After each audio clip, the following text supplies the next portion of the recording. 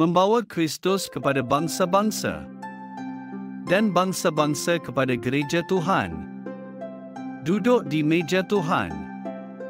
2 Oktober 2025.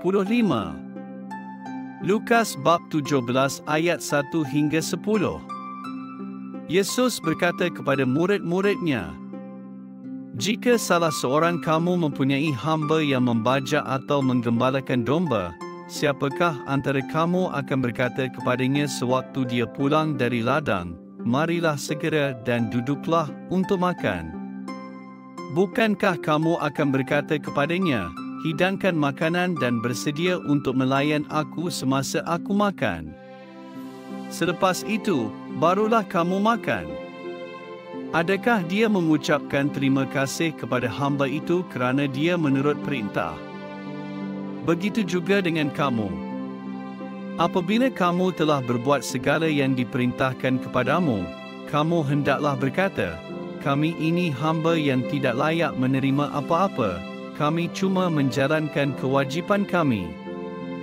Kata-kata Yesus ini menunjukkan saya sebab ia memang betul.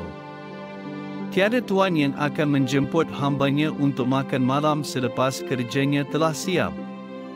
Kamu hanya membuat begini kepada tetamu sahaja. Seorang hamba tetaplah hamba dan dia akan makan di bilik pekerja pada waktu rehat.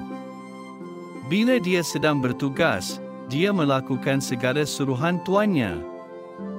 Dia tidak mengharapkan pengiktirafan istimewa seperti makan bersama di meja tuannya.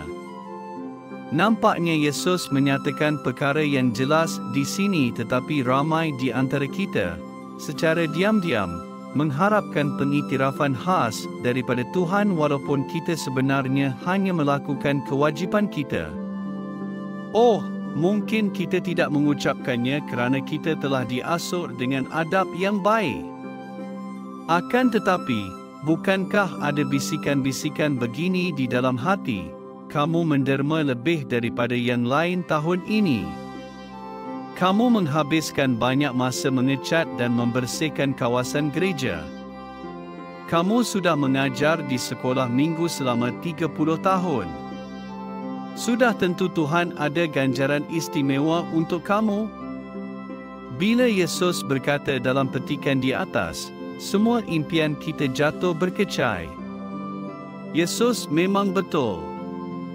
Tidak kira apa yang kita buat atau betapa hebatnya kita, kita tetaplah hamba yang tidak layak kerana kita hanya melakukan apa yang menjadi kewajipan kita. Tuhan adalah Tuhan. Dia mencipta kita dan kita berhutang segala-galanya kepadanya. Kita tidak dapat membalas hutangnya dalam membuat Tuhan berhutang kepada kita. Jadi, kita kemurungan sekarang. Mungkin kita tidak mempunyai kehormatan untuk makan di meja Tuhan, tetapi kita boleh menantikannya melalui anugerah percuma Tuhan. Inilah yang Yesus katakan dalam Lukas 12 ayat 35 hingga 37. "Kamu hendaklah bersiap sedia, kamu hendaklah seperti orang yang menantikan kepulangan tuan mereka dari jamuan perkahwinan. Apabila tuan mereka pulang dan mengetuk pintu, mereka akan membuka pintu itu dengan serta-merta. Diberkatilah hamba-hamba yang didapati berjaga-jaga oleh tuan mereka ketika dia pulang. Sesungguhnya, aku berkata kepadamu, tuan itu akan menyuruh mereka duduk bertelekan di meja dan dia sendiri akan melayan mereka." Siapakah Yesus maksudkan di sini? Dia sedang bercakap tentang kita. Apa Yesus mahu kita lakukan? Hanyalah bersedia dan menunggunya bila dia datang kembali. Ini tidak melibatkan kerja berat. Ia hanya memerlukan hati yang penuh kasih, kepercayaan dan pengharapan.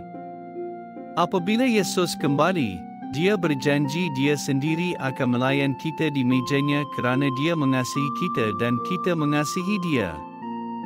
Pada waktu ini, kita bukan lagi hambanya tetapi sahabat Yesus dan anak-anak Tuhan. Yesus telah menjadikan kita demikian melalui penderitaan, kematian dan kebangkitannya. Skin betapa dalamnya kasih Yesus kepada kita. Kita berdoa, Tuhan, saya mengasihimu dan menunggu Engkau. Datanglah segera. Amin.